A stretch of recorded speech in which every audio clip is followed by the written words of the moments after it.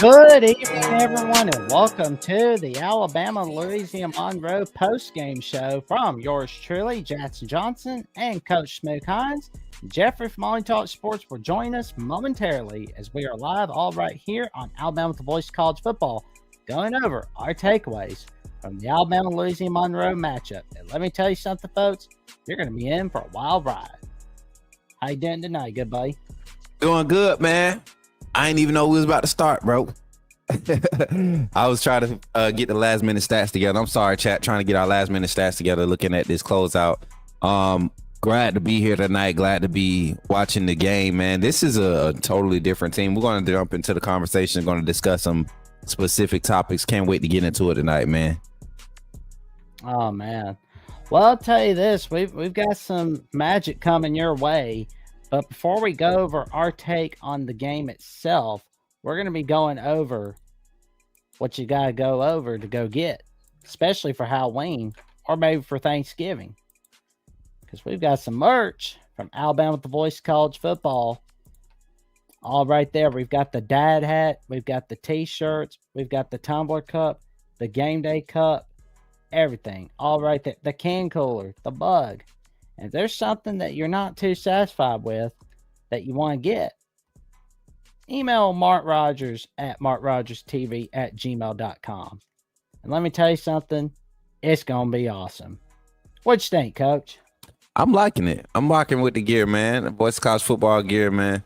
I think with the weather change, man, it's crazy because I just relaunched my merch for the summer, man, and as soon as I launch it, it's time for hoodies to come out. So gladly, we got hoodie designs and things set up.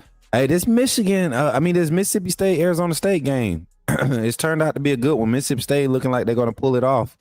30 seconds left. Arizona State has 2 timeouts. They getting the ball back down by 4. 30 seconds left. Gonna see what's up. Michigan also looking to try to make a last push. They got a minute 47 holding Oklahoma. They down by 7 though. By 7 though. Oh man. 4th and goal. Okay. Man. So what you think about the team before we get into the post game show as we're trying to wait for it to finish up? Oof. Much improved. We were much improved. Yeah. Man, this guy, Houdini Magic college kickoff. Wait till the call-in show, man. Ooh, this guy. Anyway, welcome in everybody, AAA family. I see y'all tapping in on the Coach Smook side of things. Hopefully y'all stick around for the post-game call-in show. We got the call-in show after the post-game reaction here on the Alabama Voice of College Football. Check in on the Coach Smook Network. We'll be popping off with that call-in show, man. Y'all know y'all love to do it, love to get into it. Get your post-game thoughts. Probably won't have as much energy tonight. You know, Bama fans seem to only want to talk when it's time to when we lose. They only want to seem to get vocal when we lose. I will never understand that for the death of me. So hopefully we see a different type of vibe after this dub tonight, man. At least like we're not like that Florida guy who was spitting on a South Florida player where he was like costing his team the game. Like, good grief. Yeah, crazy work with defensive linemen spitting on people in general. You saw it in the NFL with Jalen Carter. Yeah, we're gonna break this game down once it's over. Russell, Smook, what you thinking? Hey, I know it's strategic to put Austin Mack in the game the way they did. Look at Mbakwe, man. This dude is fast, bro. Oh man, Jalen Mbakwe is fast. Him and Lachie Brooks in the future going to be a problem. They're going to be a problem. I could see lots Bach being kind of like the John Mechie of the next wide receiver crew, the 4 wide crew. Like, I could see that happening. Looks like Oklahoma's able to pull it off against Michigan unless Michigan pulls some type of miracle. They down by 11. No timeouts left. Oh man, it's looking like, you know, Venables is getting himself off that hot seat. I don't really think it was that hot, to be honest. You don't think it was? Nah. Oklahoma was in a good spot, man. Recruiting wise, defense becoming together, personnel starting to match with Venables. His first opportunity to showcase something that he could put together and build. I think he was in a good spot. As long as they didn't lose 9 games this season, I think they were in a good spot. They were going to be all right. My guy Russell says, my guy Mike Jones said, Russell, Smook, what you thinking? I'm thinking this man going to be ready next year, man. Austin Mack, you got a decision to make because he looked good too. Austin Mack looked good, but this is ULM. This is exactly what we expected. We're not overhyping it by any means, but this is exactly what you need to see from this team coming out. As a team effort, execution level, on the level of execution, this is what we need to see. Another big run in the run game. AK Deer breaking out for his first, look like it's going to be his first career touchdown at Alabama Road. Tide, chat. AK Deer with a freaking, look like a 50-something yard, a 56-yard rushing touchdown, man. Let's go. Give it up in the chat, Bama Nation. AK Deer. Right it in. There we go. Loving it, Bama Nation, loving it. Marshall Pritchett out there blocking downfield.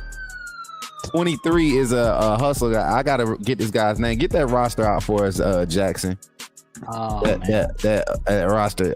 23 is a walk-on running back. I can't remember the young man's name, but he gets a lot of praise behind the scenes when you talk about interviews and guys that really get it. Yeah, Deer's number 0. I'm talking about 23, the running back, wide receiver. Oh, man.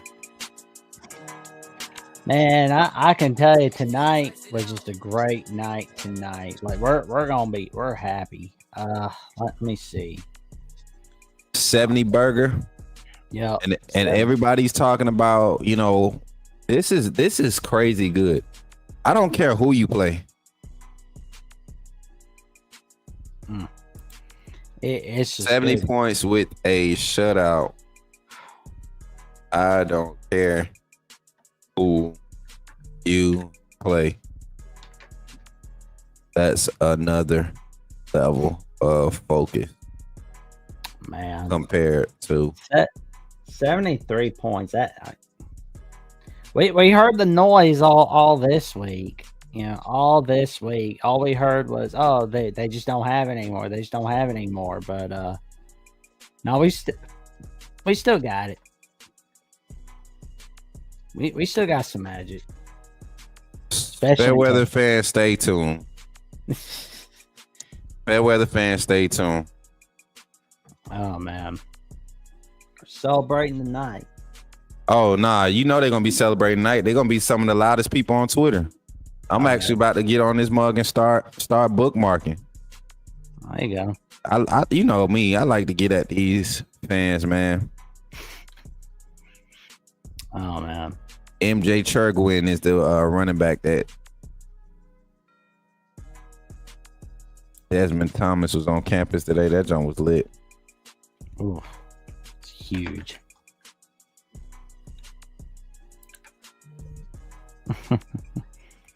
Oh man, I cannot think of the last time we've had a 70-point game. Like that's huge in of itself. Like we're gonna have to look up and see that. Because it was definitely before our lifetimes. A 70-point game. Yeah. I don't even recall a 70-point game in the Saban era, because Saban would purposely let up off the gas. He wouldn't see another pass play after 40, especially you up by 40. Defense pitching a shutout.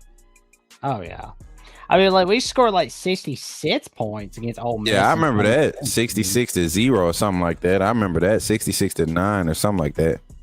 Yeah, hey, but that's a way to freaking close the game out. Alabama Nation, that's how you do it. 73-0 final score. Jackson, if you don't mind, you get that banner up. 73-0 Alabama over UAL. AK going to be a problem in the coming years. Not just AK, Kevin Riley, AK, and Daniel Hill, the trio of those three for the next 2 years for sure. That's going to be a problem. And then you got Jackson. Xavier Crowell coming in the next class. I mean, this is going to be a loaded running back room for a while to come. I think this was the most points ever since 1951. Zach says since 1951. Smook, you seen how Willie tried to flip today? Oh yeah, I ain't got no words for no fair weather fan Willie, man. Ain't no way Roll Tide Willie getting back in my good graces after that. You supposed to be the pride of Bama, man. You out there talking about you don't get pissed by that no more. Not even the top, man. Come on, you don't get to come back from there. Oklahoma closes out against Michigan. All right. I see. Yeah, I'm going ahead and looking it up, and 1979 was the year we shut out Vanderbilt 78-0. Too many cheap beers. Facts, Wizzle, man. Last time we scored 70 plus points was 1973 versus Virginia Tech. When the last time you saw a 70-point shutout, though? When was all right, chat? I want to ask this question as we get into the show. When was the last time there was a 70-point shutout? Because I think even Eastern Tennessee scored on Tennessee today. They put up 70, but Eastern Tennessee was able to get points on the board, if I'm not mistaken. Oh, yeah. 70-point shutout ever? Like, have you ever seen that? I know we've probably seen it in college football before. You got a lot of 70 points last time since 1951. That's the last time we scored 70 plus. But I'm saying a 70-point shutout. 0 points. 0 points. Oh. Ohio State put up 70 today? I thought they put up 62. Wow. 70-point shutout. You got your face on here now, Nick? Nah, don't do that, Nick. Not you. Nick, not you pulling your face up after the dub. You should have been had your face on. You should have been had your face on that 70-0. The largest is 89-0, 1951. Oh, whoa. Roll Tide, David Jones. Roll Tide. Roll Tide, man. All right, y'all. Let's get into the show, Jackson. We got to get into this thing, man. You know, I got big things to do after this illustrious post-game calling show. Let's get into our topics, man. We'll let Jeffrey jump in once he gets in, man. But first thing first, immediate reaction, Jackson. Give me your thoughts on from the fan perspective, stepping in this week, Alabama's response to last week's matchup against Florida State that lost. Disappointing, but definitely want to see a different team. Do you feel like you saw a different team tonight? As you all come in, before we get into it, make sure you hit that like button. There's no reason to jump in here and not hit the like button. Like, comment, subscribe, click on the notification bell to Alabama, the voice of college football, so you never miss no video whatsoever. Let's get the 3,000 subs before September 30th on account of that's my birthday on that day. So I'd love a good birthday present right there. For sure. Dougie Fresh said Russell over Mac for sure. Do not be deceived, man. Do not be deceived. I think Russell earned his stripes tonight by earning the rite of passage. He went in with the third stringers and moved the ball just as efficiently as you saw it move with the second and the first string. Y'all better, hey, did you see what happened with the running back rotation? Oh, yeah. Like, y'all should really start listening to your boy Smook when he talk about how this staff is starting to change up the persona or the perception of how things are done to have a successful program. You can literally be having a great camp, fall camp, and then show up that Thursday and have a bad walkthrough, and the guy behind you have a great walkthrough, and that be the guy rolled out there for the first play calling in that set. Even though you've been practicing there all week. That's what this staff is doing at this point, and I love it. My guy Nick Scott said, AK dear coach, I like him. I told y'all, man, this staff did a good job getting this recruiting class together. Jason Jackson says this win for them Fairweather fans saying we might lose to ULM this week. Yeah, man. And it's funny because some people actually entertained the idea and really doubted the coaching ability of this staff. But we're going to get into the show, man. We got 51 over here on the YouTube side on Coach Smook Network. We got 2 on the Alabama Voice of College Football. Make sure y'all subscribe to the Alabama at the Voice of College Football. Immediately following this live, y'all will be going live on the Coach Smook Network to do the post-game call-in show and get all your reactions live on the network. But Jackson, immediate reaction following this win over University of Louisiana Monroe, brother. The fire is back in Tuscaloosa. I think because, like, honestly, we had an amazing game. Like, we heard the doubters all week. It's like I can't even believe there are people saying we could lose to losing moment, like all that crap. That is just a bunch of horse dung. And we got Jeffrey from Only Talk Sports joining us on the Alabama Postgame Show. What is up, my good man? Hey guys, how's it going? What's going on, brother? How you feeling? Well, Alabama did exactly what they were supposed to do. I mean, what else can you say? A 73-0 win. We played with effort. We played great on both sides of the ball. Ty Simpson, 17 of 17. Like, nobody in Alabama history has ever done that. Like, perfect completion percentage of that many completions. We got Austin Mack reps. We got Keelan Russell reps. Like, you can't get any better than what we just saw. It's textbook. Now, what I don't like seeing is some people like completely overreacting that, oh my gosh, Alabama's completely legit now. Nah. We'll get into that. Don't dive into it just yet. We'll get into that immediate instant reaction, man. Let's say something for the rest of the show, man. I know you're excited because it was some small, simple things that needed to be corrected, and not just for one play, not just for a quarter.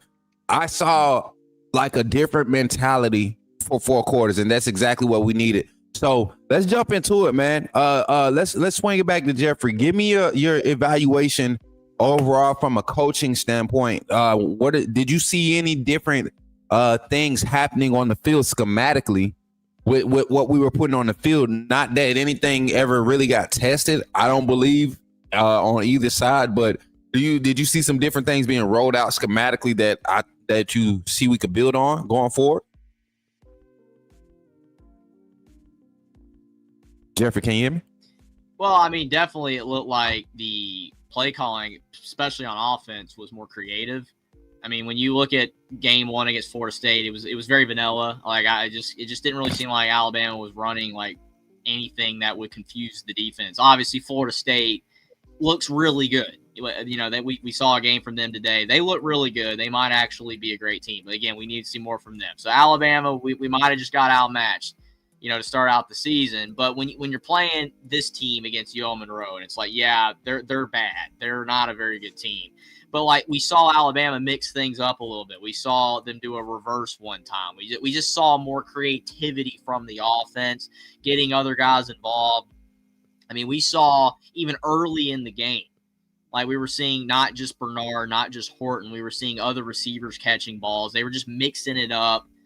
And it's easier to do that against this type of an opponent. It is. I understand that. Like when you're playing good teams, you're going to play your starters a lot more. You're going to play your guys that are, like Ryan Williams when he's healthy, all that kind of stuff, 95% of the time. But it just seemed like Alabama was much more free-flowing. They looked confident, comfortable, and the play calling reflected that. When you're not confident as a team and you're not confident in Ty Simpson, like game 1 where we saw him being rushed and he made mistakes, you're not going to open up the playbook as much as you would when he's going out there and every pass is complete. And then you start getting more comfortable with what you're going to call and deeper throws and different, schematics overall. Like overall, it was just they played more free, open, and we saw overall in the game, just to me, more creativity, especially 100%. Defense, it was just effort. Again, I mean, maybe I don't look at like the schematics of the defense as much as some people do, but I just saw the effort. I was just seeing them hitting hard.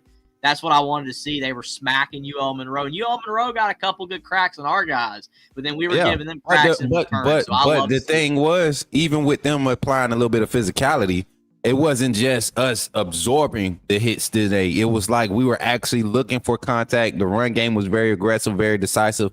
Jackson, I'm gonna swing it to you, man. What do you think overall was the major difference in the energy from the sideline? What was the major difference? Because I'm going to be honest, I didn't see a change in demeanor from Kalen DeBoer. I didn't see Kane Womack get out of character and get to yelling and do no extra celebration. I saw the special teams coach and coordinator. I saw him with a lot of energy on a few special teams opportunities because you got to see the special teams more. You got to see a lot of young guys. So Jackson, on the sideline, where did you see, or if you saw anything, what do you think affected the energy throughout the whole game. I think it was the rumored players only meeting that we heard about earlier this week that kind of has something to do with it. So it was like, okay, we better get things rolling, boys. And what's going to happen is we got to smack UL Monroe off the face of the earth. I mean, what I saw was 3 words: belt to ass on Louisiana Monroe. That's what it was. Like they had that belt, like because it was like it's all Bama heard was, oh, you're possibly going to lose. Oh, well, this, that, and the other. Oh, well, you're out for good. Oh, well, you're 21st. You know what? We use that as motivation, and we're going to continue that use that as motivation in the weeks to come, like Wisconsin and Georgia, Missouri, Vanderbilt, Tennessee, South Carolina. We just have to have a really good September and October and a really good early November, and we can really get in the playoffs, so to speak.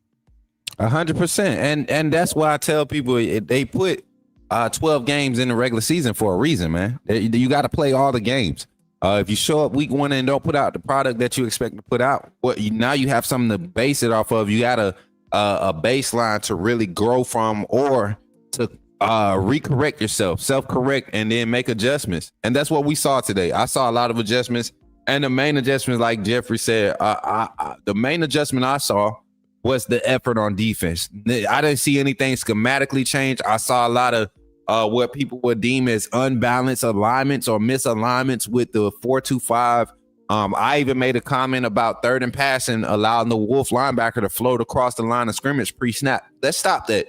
We had way more effectiveness when we had a true forward down lineman look, and allowing that linebacker, if he was the stunt guy or if he was looping to a spy type situation from the edge, let that be it from the edge. But when you have that pre-snap misalignment and that guy's floating, I feel like the offensive linemen are able to decipher that and pass that off a lot easier than dealing with a guy coming off the edge. If you've been beating them 2 plays in a row already, give him a chance, or give him that mind or that idea that he's coming at me for a 3rd play and I got to be ready for it. Now, if ain't nobody aligned over him, he's thinking, all right, now all I got to do is help. Everybody across the line is like 3-man front. We got a lot of help to happen.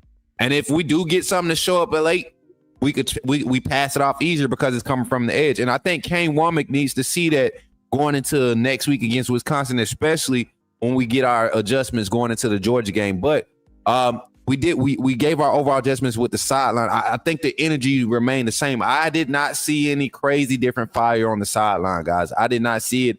I'm not going to sit here and be one of those fans that's looking for any small thing that the coach. I've seen Kane Womack cuss at guys, but not necessarily turn fire red before. So Kalen DeBoer, same thing. We saw him get on the Rock Montgomery a couple times last year. We saw him get on to, I think it was not Bubba Hampton. Who was the wide receiver that hit? Emmanuel Henderson got chewed out last year. Like, we've seen Kalen DeBoer really tear into some offensive guys, but today I was glad to see that he stayed firm, and guys just really chose to play today.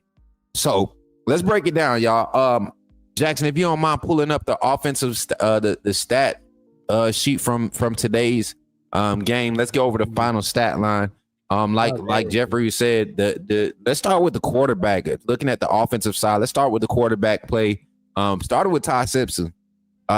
Great game by Ty Simpson. I'm one of the ones that's not going to put a lot of hype into the player today, but the level of execution is something to find amazement in. The level of execution is something to find amazement in. I don't care who you're playing or who you are. When you start a game and you start off 17 for 17, or when your passing stats are 17, you haven't missed a pass, that takes an immense amount of focus. And also, it takes a level of trust in your staff to continue to roll out plays that you feel comfortable with. So, swinging it back to Jeffrey, man, your evaluation on Ty Simpson, and not necessarily just Ty Simpson, but the play calling by Ryan Grubb today also.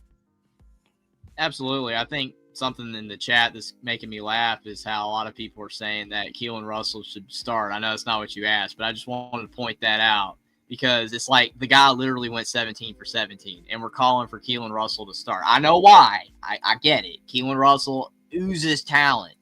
But Ty Simpson, you cannot get any better than what he did today to keep the starting job or be the guy for this season. So I thought Ty Simpson was flat out incredible. He multiple throws in this game where he was pressured, right? Like you saw him under some duress, and he stepped up into the pocket and made a killer throw. That's what you wanted to see from him. And again, it's the opponent. I know the level of the opponent, but Ty Simpson was laser sharp in this game. Vast improvement from a week ago. And decision making, the windows. I mean, some of the throws he was doing. I mean, it was like if he didn't throw it perfectly, it could have been a bad throw. Like he was throwing dimes down the field. I was very impressed. And again, when talking about with Ryan Grubb, I think that the play calling overall was better. It was more creative. You saw down the field throws. You saw short throws. You saw reverses. To get Ty Simpson comfortable. They did run the ball better as well, which helps complement the quarterback. Obviously, the opponent again. But still, like Ty Simpson, you just could not get any better than what he played tonight. And the other thing that really impressed me, too, is we got a lot of running backs behind Daniel Hill and Richard Young. A lot of running backs that did better. Like they ought to wore down Monroe by that time on defense. But, hey, they were really impressive. We got a lot of depth, more depth than we realized. So that's definitely good. Very good. But Ty Simpson was great. Can't get any better than that. 100%. And then I followed up with this. I think we need to really acknowledge the fact that this offensive line with Jaden Roberts in the lineup is just better. I love what Geno Vandermark did. And I would love to see this. I would love to see us at least test it out, man.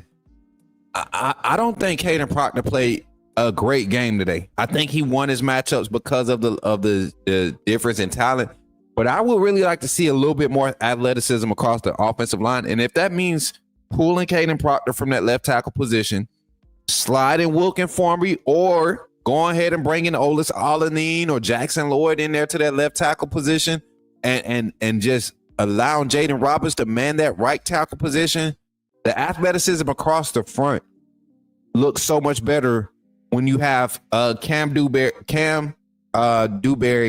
Parker Brailsford, Geno Vandermark on the interior. It's like you can almost put solid athleticism outside of those two, outside of those guard positions, and have like some real effectiveness both in pass pro and run protection. And the quarterbacks feed off of that when they feel like their tackles, or they have a rhythm with their tackles. Okay, we're in third and pass, and I know if we get a overload here, my tackle gonna get beat outside. Let me go ahead and start sliding the pocket to the right. Those are things that good quarterbacks with their offensive line cohesion and understanding their strengths and weaknesses, that's what they could put in play. And I think you're going to get a more consistent product if you move Formby or move Formby to the other side and pull Proctor from that tackle position. Too many inconsistencies there. When he's not put in multiple or versatile play calling situations, he's great. If you pound a rock on a drive, Caden Proctor looks good. If you pass the ball 7 times in a row, he looks good. But when you need to mix it up and create some balance, Caden Proctor is struggling. I didn't see that when he was out the game this week. I would love to see that experimented with a little bit more going into this Wisconsin game. What's your thoughts on that? Any replies on across the panel would be awesome. Yeah, I mean, because like our offensive line, we just have to make sure we keep doing like what we did tonight against Louisiana Monroe. We have to do that against Wisconsin next week. And matter of fact, the running game was really awesome. 212 total rushing yards. If we can have more nights like that, more days like that against our upcoming opponents, we'll be good to go. If we can have like 212 rushing yards or more for the next several games, that can really help us. And I was impressed with Jeremy Bernard stepping up tonight. 4 receptions, 109 receiving yards, and 3 touchdowns. Or that's. And then you look behind him though. Again, kind of like with the running backs, how we had all those guys behind Daniel Hill and Richard Young that had a lot better stats than those guys. All right, they came in and were incredible. Then you look at behind Bernard, you've got Brooks, you've got Horton, you've got Adams, you got Riley. 3 of those guys, we weren't even talking about them. We were talking more about Mbakwe. We were talking more about some other players that were going to step up. These guys, who was talking about Kevin Riley? Rico Scott's been playing well. Now, what I will say, Jeffrey, I've been telling people Rico Scott will be the Henry Ruggs of this wide receiver group. Henry Ruggs never got the main forefront of the headlines and everything, but when it came to Judy and Waddle, especially when Waddle came on the scene that sophomore year, like Henry Ruggs wasn't getting all the hype. Devontae Smith wasn't either. But if you look at Henry Ruggs' stats, I think that first year, their second year, their sophomore year with that group of wide receivers, his first 7 catches went for 7 touchdowns. And then 7 out of his first 11 catches went for touchdowns in that season. So Rico Scott, to me, big playability, and then his deceptive speed with the ball after the catch. I mean, this is like you said, a different type of assets being made available for a group like Kalen DeBoer. And I know everybody was like, let them get their rhythm. But let's just say this is what they want to do with the offense and all the personnel on both sides of the ball. They want to just roll guys through on both sides like they did tonight. If we're able to do that against ULM and have the type of production, there was no drop off between the first 3 quarters. I don't think there was a drop off until the third to the last drive of the game. That's when we kind of saw some sloppiness. But if we're able to do that, I don't care who the opponent is. If you're able to do that, that means you got quality depth to where if you need to pull a Deontay Lawson for 7 or 8 plays because he's just not figuring it out, or Justin Jefferson is struggling, that means I got a QB Reese that I can trust. I got a Caden Jones and a Kyle Green there I can trust. Or same thing on the offensive side. If Jeremy Bernard is having a tough game, I seen Latier Brooks create some mismatch. I seen Cole Adams. I seen Jalen Hill, Rico Scott create mismatches. And then you still got guys like Isaiah Horton and Ryan Williams that are supposed to be your primary guys that finally don't have all that pressure on them. So this is a dangerous situation for any team facing Alabama as far as us being able to experiment with our depth. 2 weeks in a row, we saw some of the same rotations against Florida State. Dijon Lee played early last week, saw the same thing this week. So I think that's going to be huge. Let's switch to the defensive side. I kind of touched on it. Jackson, give me your initial thoughts on the defense, man. Oh, man, we put a ton of pressure on everybody tonight. Like, holy crap. It's humongous. Like a shutout on UL Monroe. Like, that was huge. Like, sacks, tackles all over the place. We have more shutouts than like any other program in the last like 15, 20 years. You know, we do that on a regular basis. And it's good to see that we still can do it even under DeBoer, the guy that last week everybody thought was toast and is going to be fired soon. So it's like DeBoer is capable and the coaching staff is capable. And this game showcased that we are capable on both sides of the ball. And the defense, it was clearly an effort problem. It was not a schematics issue. It's not a talent issue. It was an effort issue. We saw multiple instances of guys trotting around. That was problematic. That should not have occurred. But we can't go back. That first game against Florida State on defense, it was trash. But if that game can wake us up, kind of like Michigan did for Ohio State last year, and they went out there and won the national title after that, then it might end up being a positive for us that we had that game, because this game showcased what our defense is capable of. We were fantastic on all levels, the secondary, the linebackers, the defensive line. It was mostly effort. We saw even the depth come in and do well. There was no drop-off, as you mentioned, Coach Smook, at all from our offense or defense, even into the fourth quarter. And if we can continue to do that, continue to improve on this performance against better competition later on in the year, we still can be very good. I just don't want people getting their expectations too high. But our defense looked a lot better, and it showcased what it was capable of today. 100%. And somebody in the chat was saying that it was kind of like the 2015 defense. I won't say that. I won't say that because there's still a lot of plays in the backfield where I'm still kind of holding my breath and hoping that we finish those plays. And we still had a few problems with that tonight. We saw that pass that, I'm gonna be honest, man. I think that was a catch by the ULM receiver. I didn't see the pat. I didn't see you get what I'm saying? I didn't see it. I think he got that foot down. Yeah, that was a catch. I agree. I agree that it was a catch, man. And plays like that, though, is against better teams. That's the one play that'll turn the game around. And at that point, we're 21-0, right? We're up 21-0. It's early in the second quarter, I believe, when that play happens. And you can see where the defense maybe took a half of effort off for that one play. And you see what it does. in this game of college football. That could have easily turned that game into a whirlwind of things where Kane Wommack starts becoming aggressive with his play calling style, and we see a lot of hesitancy because of one big play and not finishing. So I think we go and be a lot more aggressive moving forward. You have to. This is the style of defense that you're trying to build. Go ahead and roll it out. And I will say this, defensive evaluation number one. Let's start at the defensive line, chat. Let's start at the defensive line, bro. I love London Simmons, our true freshman interior defensive lineman. That young man and Asai Fega have come onto the scene, and right now, losing Tim Keenan and Jeremiah Beeman probably was the best thing that could have happened for us to figure out if the depth behind them was going to be able to be legit. And I think after 2 weeks of performance from Asai Fega and my guy Simmons, both of those guys have played consistent and have been effective with their reps in both games. Thoughts? Oh, yeah. To me, when I look at our defensive performance, the only thing that you can say that could be a negative, really the only stat that could be a negative from the entire game was that we did not record a sack, I believe. I do not think we've recorded a sack in the entire game. Our defensive line played great. They stopped the run. They plugged the holes. They did a good job getting pressured, but we didn't get a sack at all. And that is not great because against better competition, you want to be able to get sacks on the quarterback. You want to get hits on the quarterback to make him think, especially against running quarterbacks. How do you make running quarterbacks not want to run? Get hits on them. So that, to me, is the only negative. I do think that needs some work.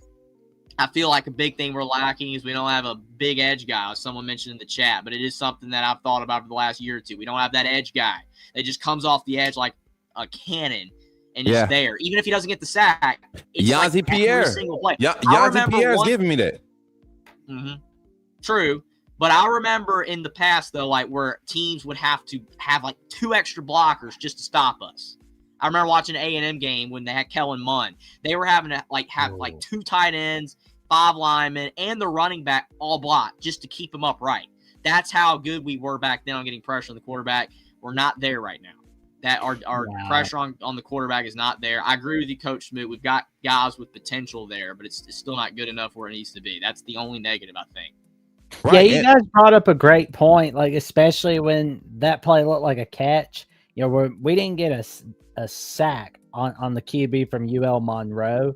It reminded me a little bit about last week when we had a chance to sack Castellanos when he was running, and then there was that little late hit that happened. You know, that push out of bounds when his toes are out. That's what kind of looked like to me for a little bit, because it just felt that if we're having more plays like that where we're missing on sacks in the coming weeks, it's going to hurt us in games like against Georgia, Tennessee, and South Carolina. I'll be real with you. Tennessee's not missing Nico Lamaliva, so they're going to be they're doing all right with or without him. So I'm sorry, y'all. I'm lighting up somebody in the chat. They killing me with this this whole idea they have that they think they know something because they let me stop. Anyway, man, defensively though, I saw a comment about the D-line. Somebody said the D-line has to play better.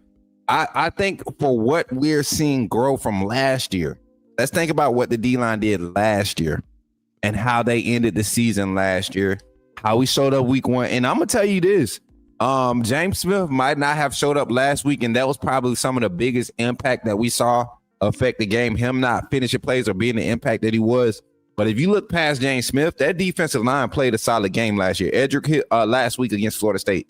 Edric Hill found himself out of place early, rebounded in the second half. We saw a little bit more effectiveness, but by the time everything got to rolling, Florida State was already in their groove. We couldn't get an offensive rhythm going. All of these other factors were standing.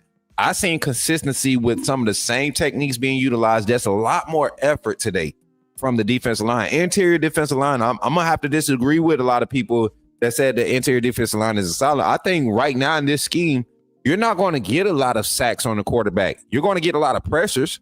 We can be unsatisfied about the sacks. I get it. You want to see those sack numbers go up. But when I see pressures and I see turnovers being created, I see the ball getting out quick, and we got guys converging to the ball and making tackles before guys can make plays downfield. I love that part of the game. because now when you force them into 3rd and 18, 3rd and 14 situation, that's where you're going to see those pressures. That's where you're going to see those sacks. But they have to be delivered. You have to be aggressive early in downs, and I think I saw that in the play calling tonight from Coach Womack. And the defensive execution, like I continue to say, I don't care who you play. I posted a tweet about it. I was kind of playing, but I'm serious. I don't care if this was ICDC college JV roster. The fact that you go in as a defense and you pitch a shutout, the closest they got to the red zone was at the 47, I believe, or the 46. Their own 46 was the closest they got to the red zone. That's execution. That's what you saw from National Championship Georgia 2022, 2023. That's the type of performances. Even when their offense struggled, their defense continued to set the ceiling, set the clip. So that's solid. We did offensive evaluation already. Mm-hmm. Defensive evaluation. Also, man, let's do this real quick before we get off of the defense. The amount of players that we saw. I think you said something about this last week, Jeffrey. Not rotating the secondary too much. If you pay attention in the last part of the second quarter, going into the third quarter, you didn't see a heavy rotation of secondary guys that you saw in the front.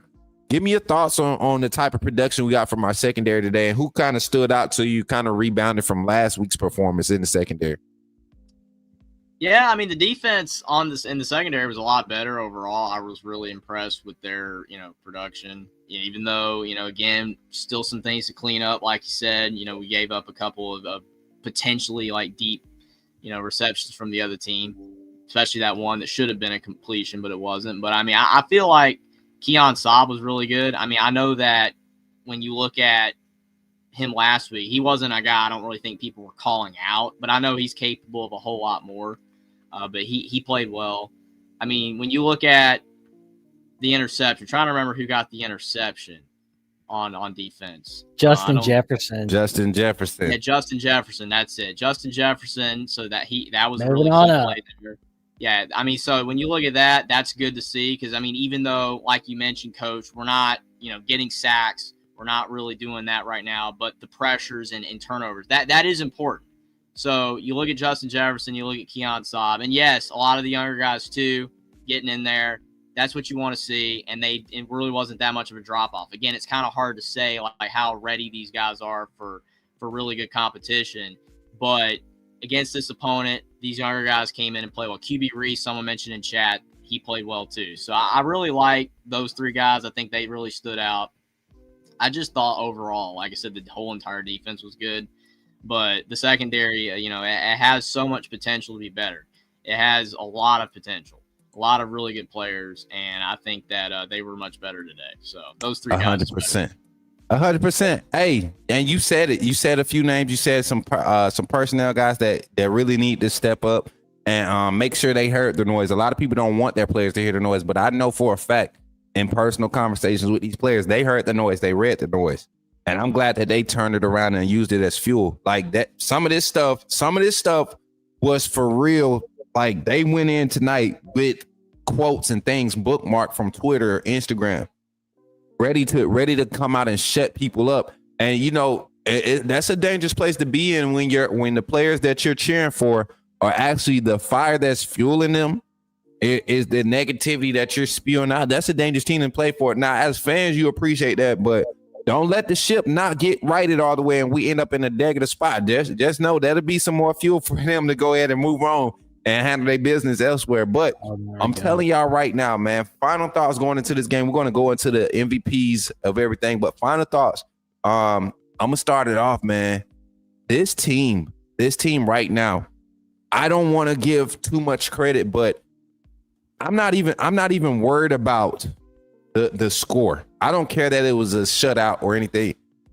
The most improved thing about this team, and we're not just talking about players, we're talking about the most improved thing that we saw from last week to this week, because that's all we can judge it off of. We can't say what happened last year. You don't have the same personnel, but the first thing that I say that was most improved today, and we've been talking about this, and everybody's going to say it on their shows. I don't care. It's the first thing that I talked about last week before they started talking about firing a coach, before they started talking about changing a player up. I said effort. The team effort showed up today. and you can see what talented players look like when they give effort. That's what you saw tonight. You saw a bunch of talented players on the roster give effort. It wasn't that they executed at 100% every play. It was that for 95 to 98% of the game tonight, I could say that this team gave effort. They gave effort. And when you give effort, you're more intentional. You're more focused. Less penalties. My guy, Big Frank, is taking my notes off the screen. I'm literally looking. When y'all see me looking this way, that means I'm looking at my notes. I got a notepad on the screen, so I'm not looking. I can't really see what y'all doing other than like a piece of Jackson. He was just smiling, but I'm looking at my notes. And the first thing I was going to say, with maximum effort, you see less penalties, right? You see better execution. And then you get time to get actual good reps. You get quality reps when you have less penalties and you're giving max effort, because guess what? I told somebody this in the chat, I was on the phone with my cousin during the game, and he was asking me like, man, why you think they pull him so early?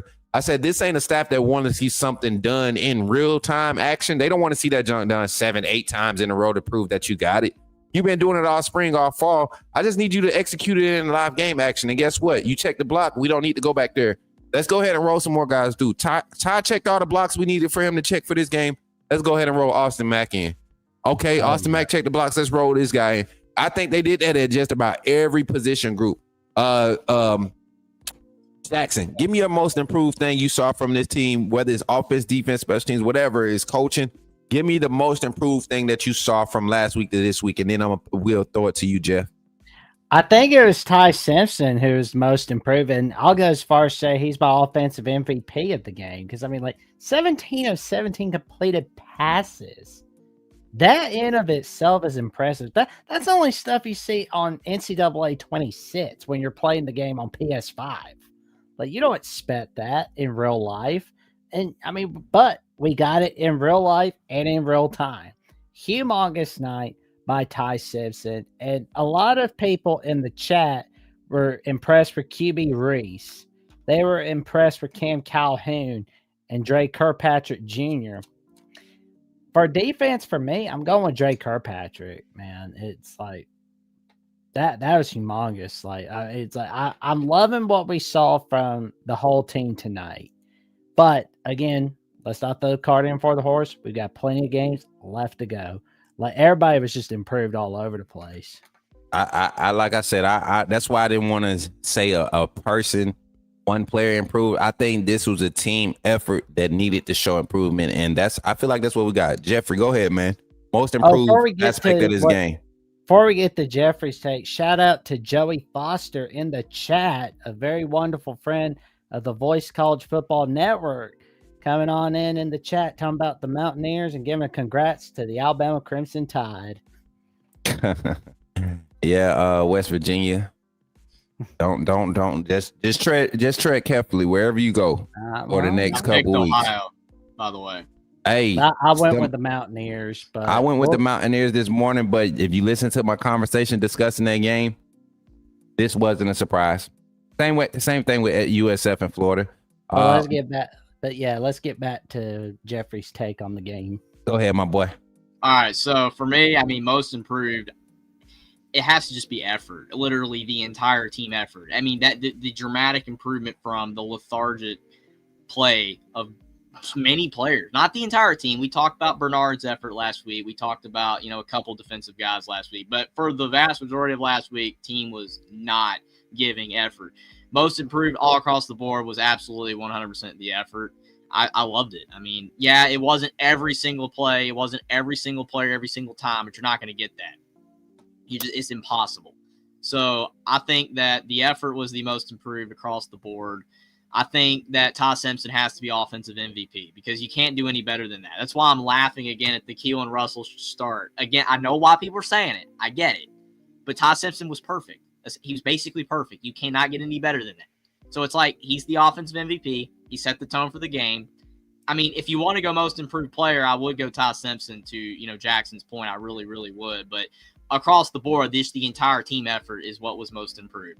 Ty Simpson, offensive MVP. I would actually go James Smith, defensive MVP, because of the fact that I felt that guy really turned it around after his big mistake last week. He played hard, set the tone for the game, as someone mentioned in the chat. Really got the defense rolling early. So that's my defensive MVP. And that's why I would say he would be the defensive MVP because one, he was the lead in attacking the run game. You didn't see a lot of holding up and waiting on in the run game. I will say this: my offensive MVP once again, the spark for the offense again, Jeremy Bernard, and I know Ty Simpson had to deliver the ball to him, but once again, I won't say Ty Simpson was the MVP because I saw 4 underthrown passes tonight.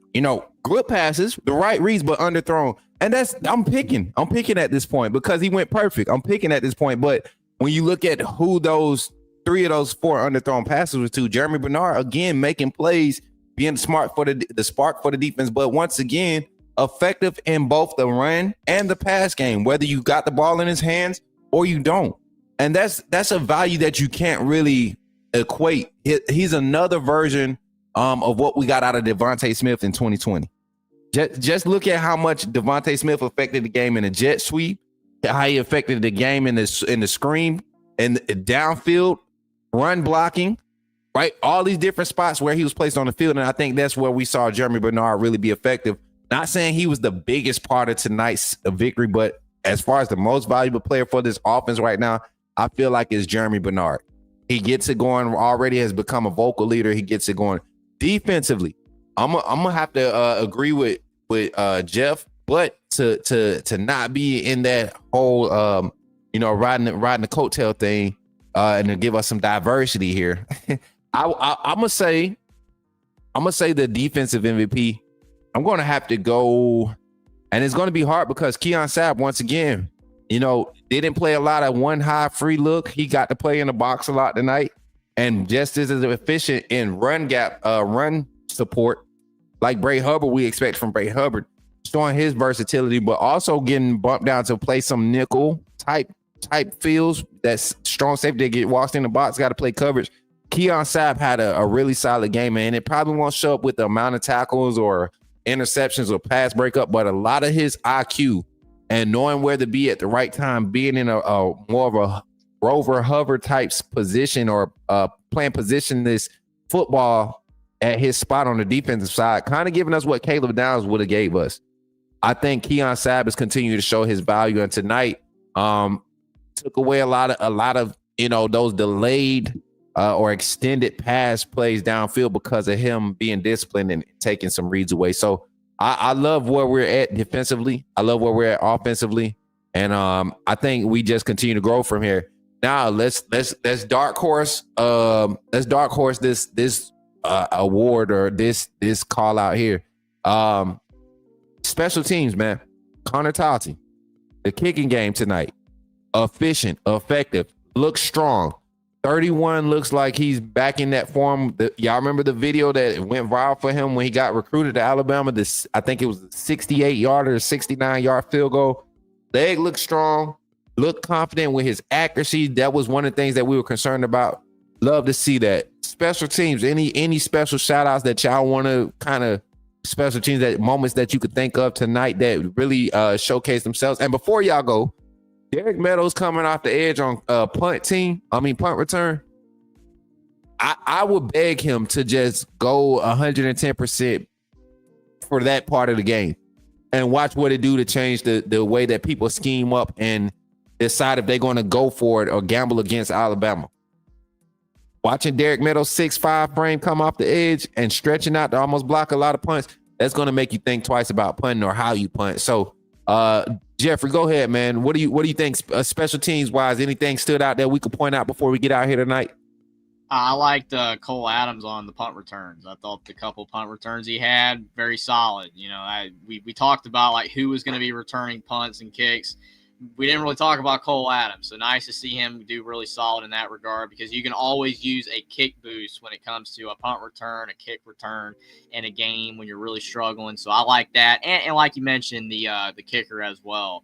Connor Talty, 46-yard field goal make. We've not been consistently great at kicking field goals in our history. Under Nick Saban, there was a lot of rough kickers. We've had a couple decent ones. And we've been getting better lately. But, yeah, I like seeing that field goal make because, again, you could be down 3 in a big game and you need a long field goal. maybe we can rely on him, hopefully, based on what he showcased so far, hitting a big one tonight. So I like seeing that, and Cole Adams' returns were nice. Big Frank said, y'all reading my notes. Nah, you reading my notes, Big Frank. You reading my notes, man. Big Frank. We should get Big Frank on the staff. I'll tell you, on the Alabama Voice College Football Network, and get him to be a part of the social media team. Hey, Big Frank be talking football. That's why he come around to the Coach Smook Network a lot, man. And a lot of my people in my chat really be talking football. I don't know who this new guy is that was talking crazy earlier. I don't know what he talking about. He said he was a Doak Campbell award winner and all this stuff. Played for 2 different. Y'all, this is. But that's really what we come here for, y'all, to really dive in and really enjoy taking. Now Monday we'll kind of break down the game a lot more in depth. We've been trying to get our shows. Yeah. We're trying to get our shows segmented to where this hour show can be broken down into a lot of clips. It's easier to find these clips and get our takes in it. But on Monday and Tuesday night, tune in for the breakdowns, for the recaps of these games. We didn't get to do film study last week, but I'm working on getting us some all 22 film, fellas. The sky view, the bird's eye view of some plays and breaking it down where they're actually labeled. So we're working that, trying to get that. The moment we get that, we're taking this coverage to another level. So hopefully y'all can continue to support that. Hey, AAA family, y'all stop acting up. Before we get out of here, last thought, man, and this is kind of geared towards the fan field. What do you think the message to the fan base should be? Take 30 seconds and give a message to the Alabama fan base, and tell them what we should take away from this game and how they should conduct themselves going forward. Jeffrey, you take it off, man. Go ahead and pop it off. I kind of already mentioned it earlier, but my biggest takeaway from the fan base is just do not get too high or too low based off Florida State in this game here. Because some people, like I said, take this result and it's like, hey, Alabama's back now. We're going to make the playoffs easily. We're going to have a great year. I would not say that just yet. This was an incredible performance. It showcased that we are very capable to having a great team this year. And I love the improvement from last week. But I think probably we're somewhere in the middle, maybe leaning more towards actually we might actually have a really good team this year. But just don't get too high, too low. We got to see more football from our guys to really determine whether we are a good team or not. But I love the performance. 100%. Jeffrey Jackson, what you got to say to the Bama fan base? 30 seconds. Tell them what the message is going forward after this game. I will say my message is don't get too high. Don't be getting too low. Don't throw the baby out with the bathwater. Don't throw the cart in before the horse, as we've got plenty of football left. Let's bring our A game against Wisconsin on to Wisconsin next Saturday, September 13th on ABC, 11 a.m. Central Time. 100%.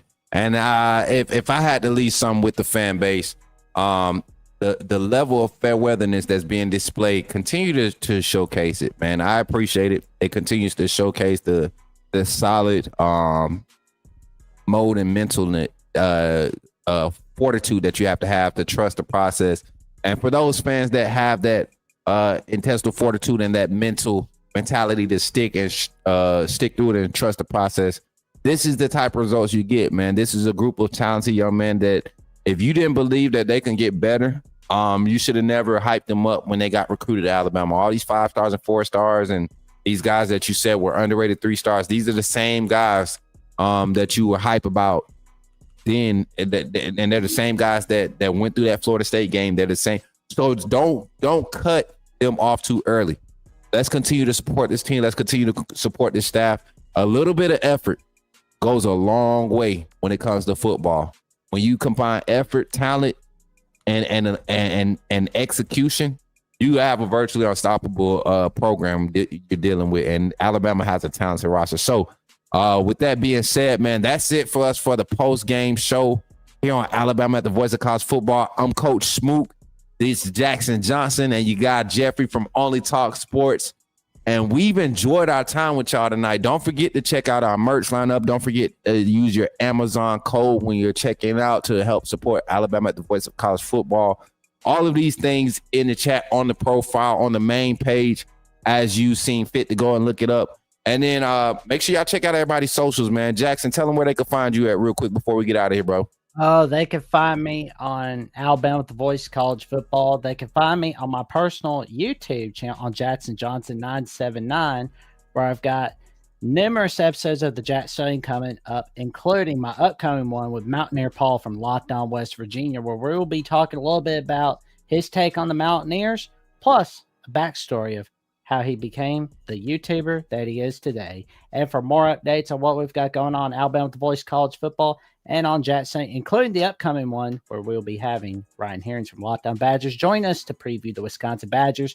Check me out on Jackson VOCFB on @/Twitter and on Instagram and threads at Jackson Johnson 543-908.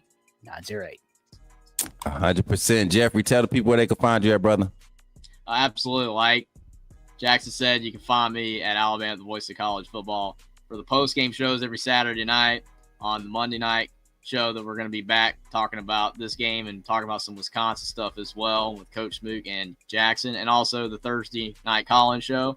You can also find me on my YouTube channel, Only Talk Sports. I'm going to be going live actually very soon to recap every single game that we just witnessed today. So that's going to be fun. That's going to be fun hearing you talk about Florida, South Florida. Oh, yeah. Right. We'll get to all that and more. So definitely appreciate if you guys go check out my YouTube channel and also follow me on X as well. Definitely appreciate the support over there. So excited that Alabama played fantastic tonight, and definitely going to be excited for the Monday night show as well. Appreciate all the support. 100%, man. Make sure y'all go follow my guys and also check me out at Coach Smook on all platforms. Be going live immediately, probably like 10 minutes after this live ends with the Coach Smook call-in show. We probably won't hold it as long tonight, but just make sure y'all get in and get on the phone lines. We won't do a lot of talking and divulging and breaking down all this stuff. Just getting immediate reactions from all the games tonight on the call-in show. Tap in. We got 69 in the chat right now over there on the YouTube side. Make sure y'all run it right back. We'll be live on TikTok, Twitch, Twitter, Kick, all the platforms where you can find Coach Smook will be live. Make sure you subscribe to the YouTube channel as we're on our road to 5K. But more importantly, make sure that you're subscribed over here at Alabama at the Voice of College Football. This is where you will start to see. We're getting this thing together, man. Truth be told, and I'm going to tell this because I got my guys on the front. This team, this is not something that we've been working for months now. This is literally coming together before week one. Before week one kickoff was like our first time being able to come together and try to put something together. And I'm enjoying this process of growing with these young men. I don't know how old y'all think I am, but I'm the old head, and I'm not used to being the old head on the panel. Like, I've been in this industry for 3 years now, and I've always been the young guy that everybody thinks is too fiery or whatever. But now I got a team, and I got two young bulls right here, man. And y'all are looking at them in that green stage of this industry. I'm telling you, if we got some fire coming for y'all later on this season when we get this production side of it. We got some fire coming for y'all, and y'all gonna see these two dudes in rare form, and I will be proudly proclaiming that I had something to do with unleashing the beast in these two, because we got some dogs right here. So y'all make sure y'all go support Jeffrey and Jackson on their personal socials. Watch as we evolve and we make this thing the best Alabama coverage and content that you're going to see. We're on a base level with our coverage, the limited credentials and access that we have, and we're producing the type of quality and coverage that we have already. You got a space right now where you only have one guy that's close enough to really be on foot and on campus. You're getting quality coverage. You're getting insight before a lot of these big names are, because we're putting in the work. We're building those relationships. So support Alabama at the Voice of College Football. Support Voice of College Football, the whole industry, the whole network as a whole. Got different teams being represented. Ole Miss, Michigan, not Alabama, but Auburn. You got Florida. We got Tennessee. We got, everybody. We got a lot of them. Georgia, we got so many teams. So State's even got one. Find your home here at the Voice of College Football. There's space for you. I'm sorry I could be going out. I'm excited about this team growing and what we're doing. I appreciate everybody for tapping in. And what you was about to say, Jackson, before we get out of here? There we go. Tell your friends, your family, and the cashiers at Post about the magic that we are cooking all right here on Alabama with the Voice of College Football. Like, comment, subscribe, click on the notification bell so you never miss another video. And we will be seeing you next time. Let's get to 3,000 subs before September 30th. With that being said, 1, 2, 3, roll Tide. Y'all have a blessed night, man. See y'all in a few over on the Coach Smook Network, man.